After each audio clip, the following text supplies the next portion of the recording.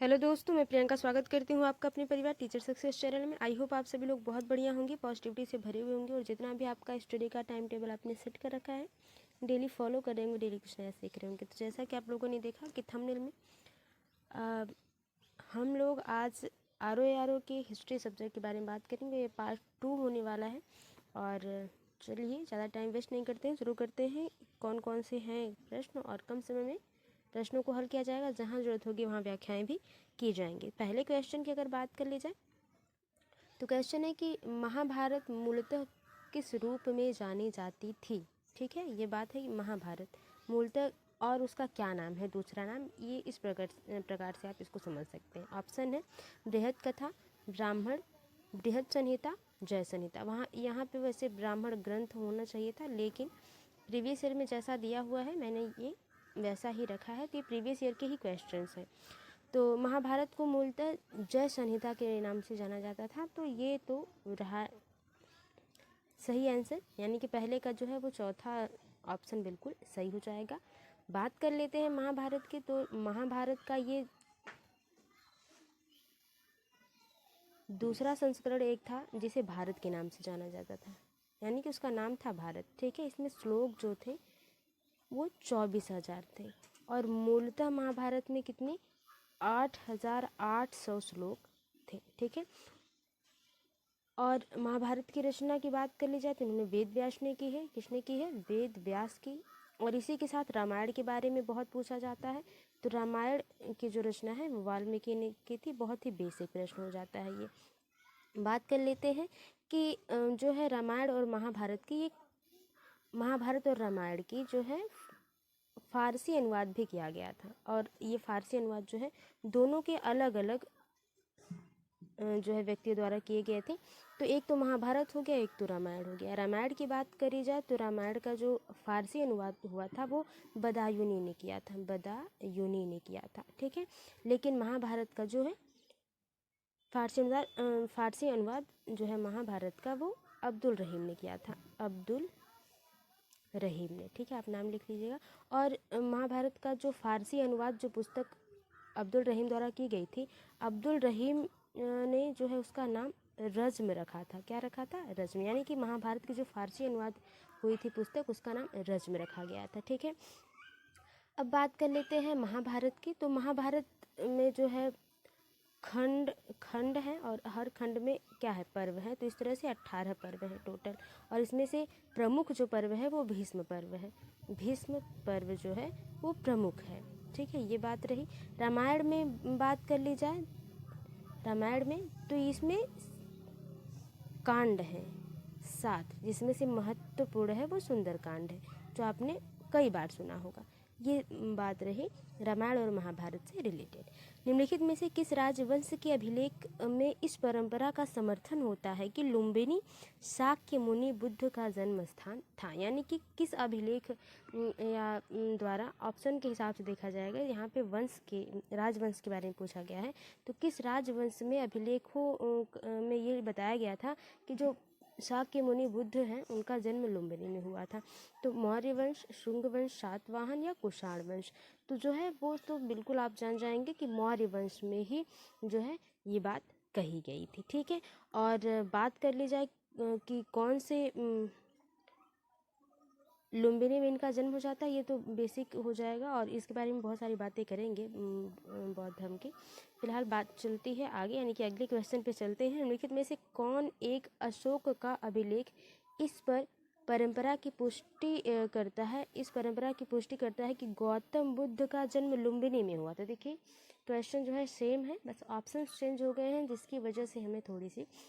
Option है कि बशाड़ स्तंभ अभिलेख, निगारी सागर स्तंभ अभिलेख, रामपुरवा स्तंभ अभिलेख या रुमनदेई स्तंभ अभिलेख। तो अशोक जो है वो किस वंश का है? उसी वंश का है जो अभी भी हम लोगों ने देखा, कौन सा?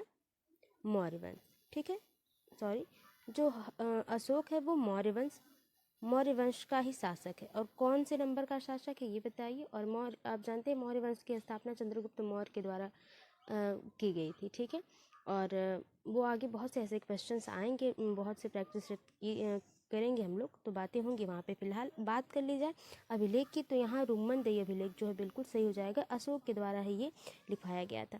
ठीक है, अब बात कर लेते हैं कि अब जो रुम्मनदेही स्तंभ अभिलेख है, इसमें तो ये कहा गया था कि जो बुद्ध का जन्म है वो लुम्बिनी में हुआ था। ठीक है, लुम्बिनी कहाँ है अगर बात कर ली जाए तो ये नेपाल में है, नेपाल में है। और कब हुआ था जन्म इनका? 563 ईसा पूर्व में हुआ था, ईसा पूर्व में हुआ था। बचपन का नाम, बुद्ध के बचपन का नाम जो था वो सिद्धार्थ था। क्या था? सिद्धार्थ था। और इन्होंने गृह त्याग किया कब?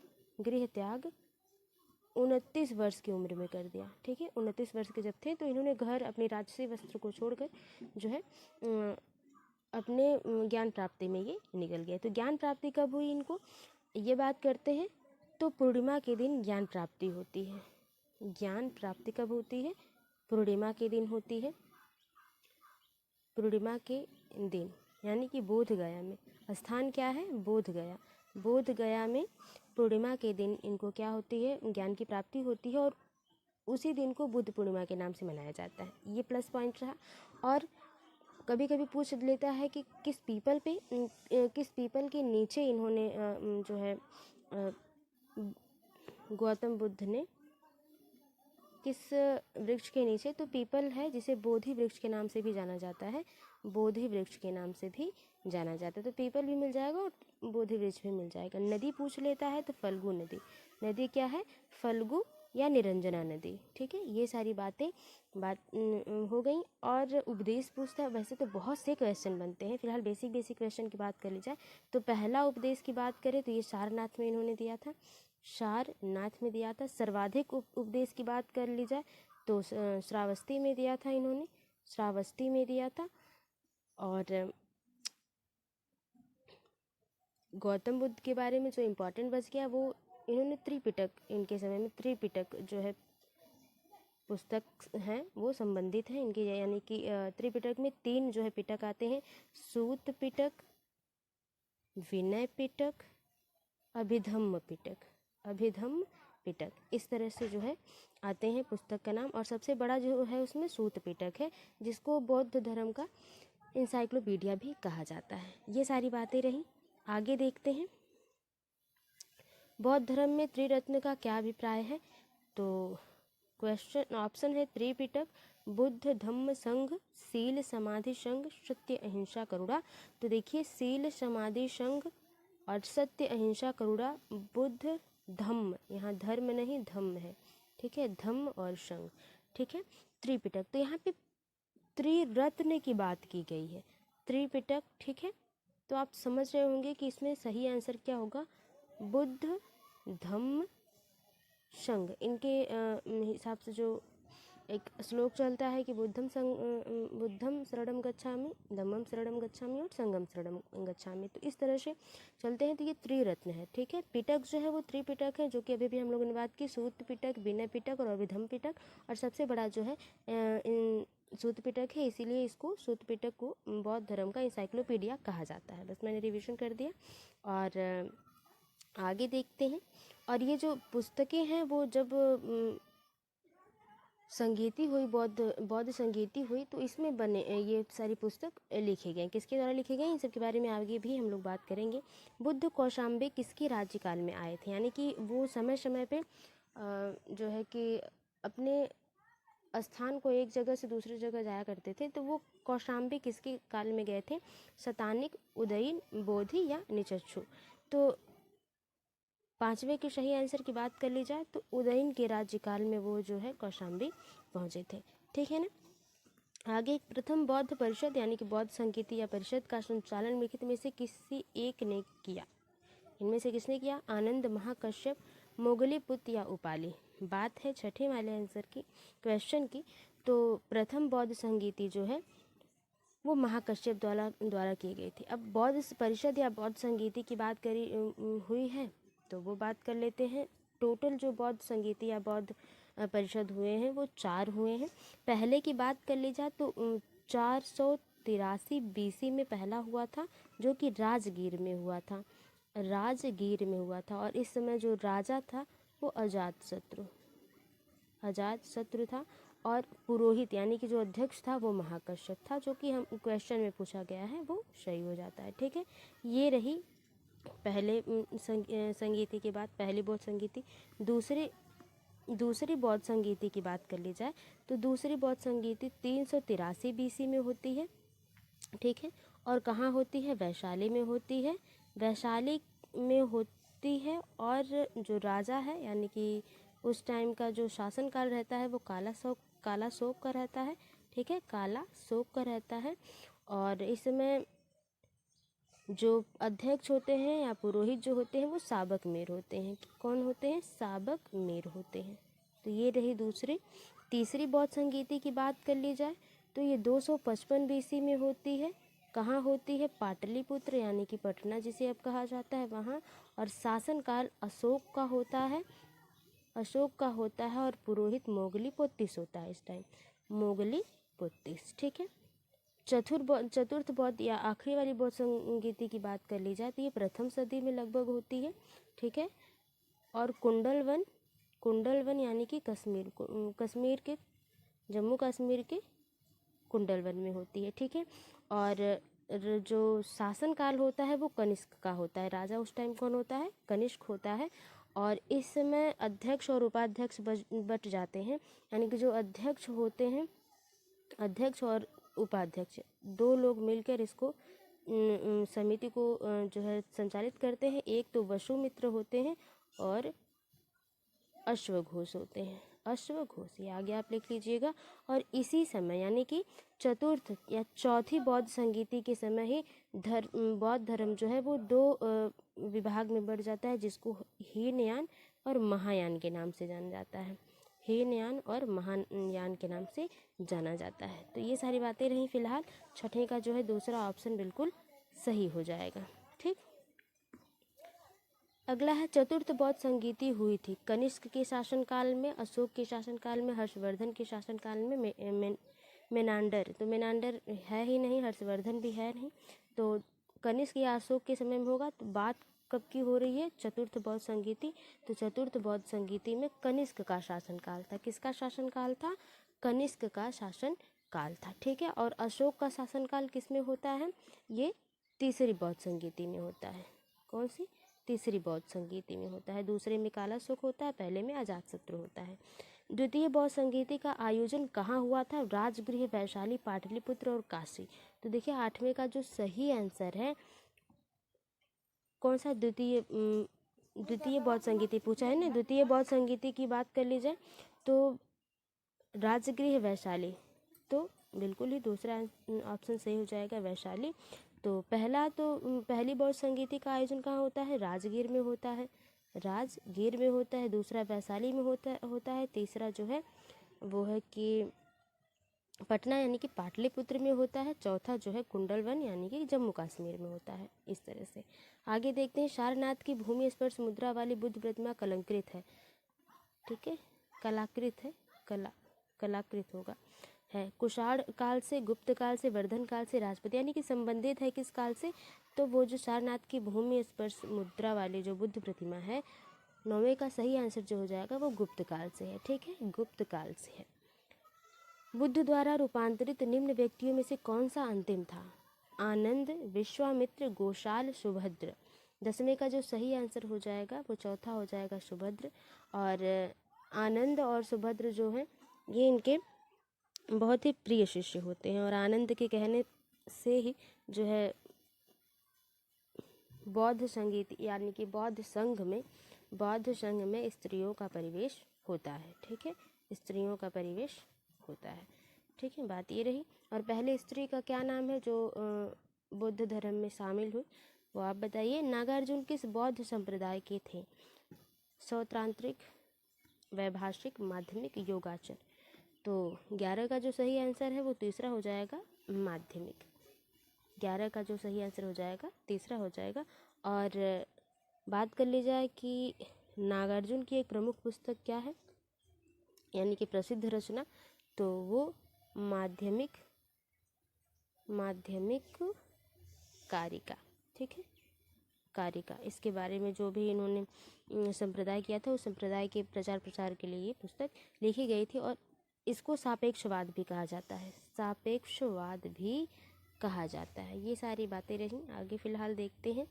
निम्नलिखित कथनों पर विचार करें एवं चैत्य तथा विहार में क्या अंतर है इसे चुनें, जो कि बौद्ध धर्म से संबंधित है।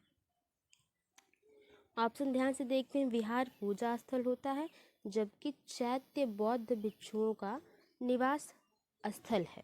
ठीक है। दूसरा है चैत्य पूजा स्थल होता है, जबकि विहार निवास स्थान है। दोनों में विशेषतः कोई अंतर नहीं है। विहार एवं चैत्य दोनों ही निवास स्थान के रूप में प्रयोग हो सकते हैं। देखिए, बात कर लेते हैं अगर चैत्य और विहार की, तो शव को जला, जैसे अगर किसी की मृत्यु हो गई और उस शव को जला देते थे, क्या कर देते थे, जला देते थे शव को। जब शव को जलाने के बाद उसके जो कुछ अंश बच जाते थे, यानी कि कुछ हड्डियां नहीं जली या जो भी रीजन रहता था, तो उसको एक जगह गाड़ दिया जाता था। क्या कर दिया जाता था, गाड़ दिया जाता था। और उस पे क्या किया जाता था, समाधि बना दी, उसी के ऊपर क्या किया जाता था, समाधि बना दिया जाता था। तो उसी को चैत्य या स्तूप कहा जाता था। ठीक है। क्या कहा जाने लगा, चैत्य या स्तूप, जिसे आप स्तूप के नाम से अधिकतर जानते हैं। और यहीं पे ही स्तूप पे ही बौद्ध धर्म के लोग क्या करने लगे, रहने लगे, और इसी को क्या कहा गया, विहार कहा गया। यानी कि विहार जो है वो निवास स्थान है और चैत्य जबकि है वो पूजा स्थल हो जाता है। तो 12 का जो सही आंसर हो जाएगा वो दूसरा हो जाएगा, बिल्कुल सही। ठीक है। आगे देखते हैं। सप्तपर्णी गुफा स्थित है सांची में, नालंदा में, राजगृह में और पावापुरी में। तो बात कर ली जाए 13वें की, तो 13वें का जो सही आंसर हो जाएगा, सप्तपर्णी गुफा जो है वो राजगृह में है। बिल्कुल 13वां का जो सही आंसर हो जाएगा राजगृह में। ठीक है। आगे चलते हैं। अगला क्वेश्चन। हीनयान अवस्था का विशालतम एवं सर्वाधिक विकसित शैलकृत चैत्यगृह स्थित है। कहाँ है, पीतलखोरा में, जुन्नार में। तो शैलकृत चैत्यगृह मतलब आप समझ रहे हैं, स्तूप की बात जो भी मैंने आपको बताई है। कारले और बिरसा, और पहले से भी आपको पता होगा, आपने कंप्लीट ही कर लिया होगा सिलेबस। तो 14 का जो सही आंसर हो जाएगा वो तीसरा हो जाएगा, कारले में है, बिल्कुल सही हो जाएगा। आगे देखते हैं अगला क्वेश्चन। वल्लभी विद्यालय स्थित था बिहार में, उत्तर प्रदेश में, बंगाल में या गुजरात में। 15 का जो सही आंसर हो जाएगा वो चौथा हो जाएगा, गुजरात में। ठीक है। आगे देखते हैं। निम्नलिखित तीर्थंकरों पर विचार कीजिए तथा उनको सही कार्यक्रम यानी कि सही कालक्रम के अनुसार व्यवस्थित करिए। अभिनंदन, विमलनाथ, मुनि सुब्रतनाथ, पदम प्रभु। तो ये सब क्या है, तीर्थंकर है। और बात कर ली जाए कि कौन पहले हैं, उसके बाद कौन है, तो पहले तो अभिनंदन थे, बिल्कुल सही है। उसके बाद पदम प्रभु आए, उसके बाद जो है विमलनाथ आए, और उसके बाद मुनि सुब्रत नाथ आए। ठीक है। और उसके बाद जो सही आंसर हो जाएगा 16वां का, वो पहला हो जाएगा, बिल्कुल सही।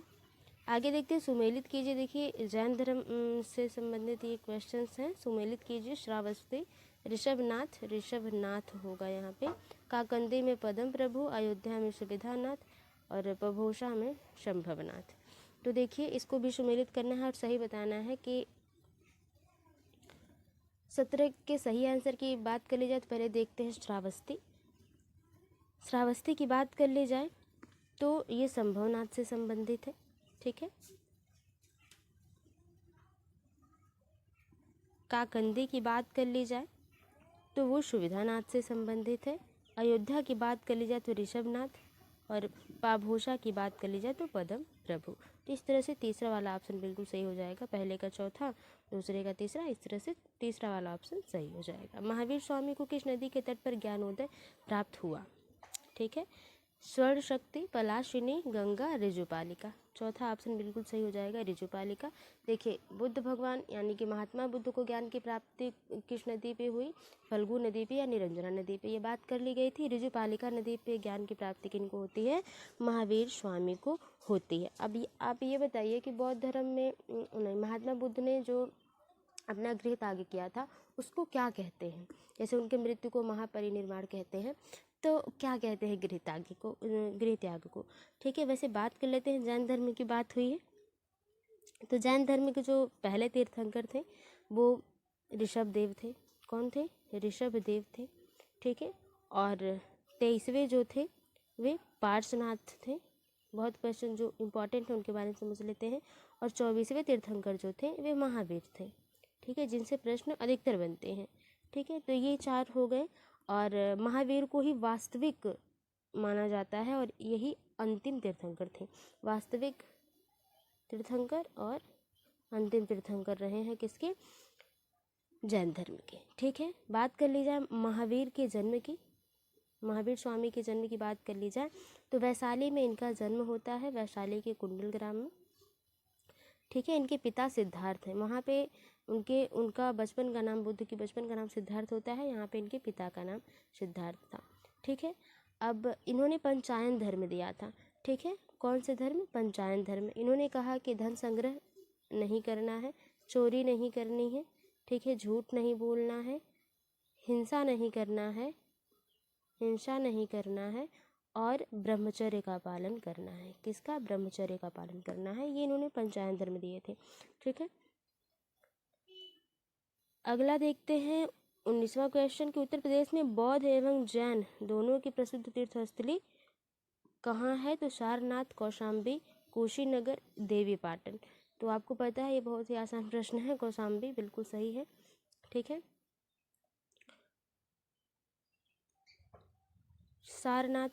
सारनाथ में ये बताइए, सारनाथ किससे ज़्यादा संबंधित है? बौद्ध धर्म से या जैन धर्म से? ठीक है, अब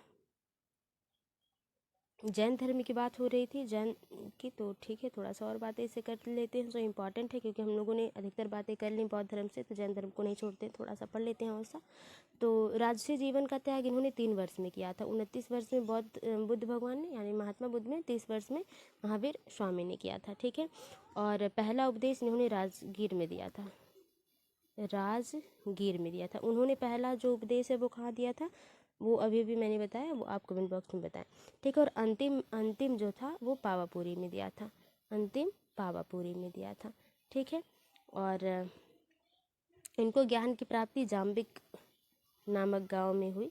ठीक है, और वृक्ष जो था वो साल वृक्ष था, वहाँ पे पीपल वृक्ष जिसे बोधि वृक्ष कहा जाता है वो बुद्ध भगवान का था। ठीक है, और नदी जो थी उसके बारे में तो हम लोगों ने जाना ही, ऋजुपालिका नदी थी।